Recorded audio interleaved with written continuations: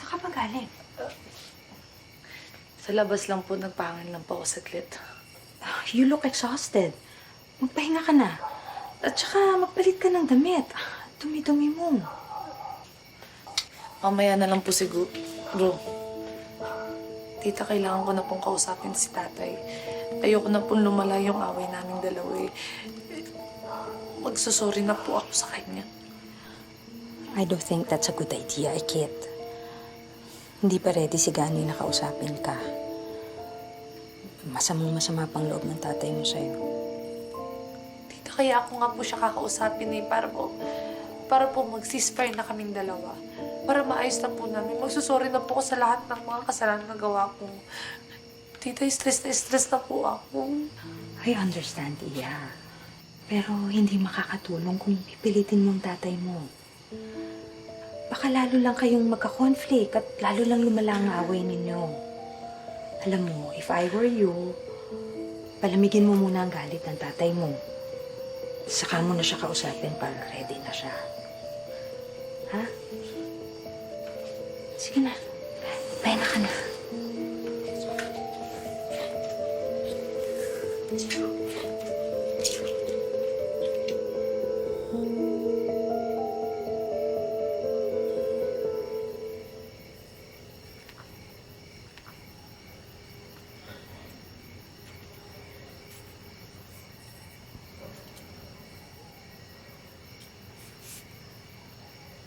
Oh, mahal. Bakit? Anong nangyari? Dumating na kasi si Ikit.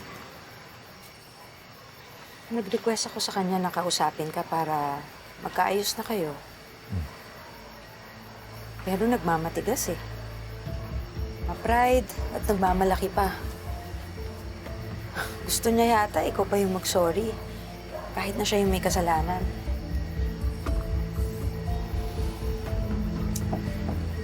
Hindi ko na alam kung anong nangyayari dyan kay Ikit. Hindi naman yan dating ganyan eh. Dati nga, pagka nakaroon kami ng problema niyan eh, nag-uusapan namin kaagad para ma-resolve. Bakit kaya parang ngayon eh? Parang ayaw kong kausapin. Di ba paano namin mariresolve ang problema kung iniiwasan niya ako? Mahal, malaki na siya. Dapat maging mature na siya na i-accept kapag may mga mali siyang nagawa. So, pabayaan mo na lang muna siya.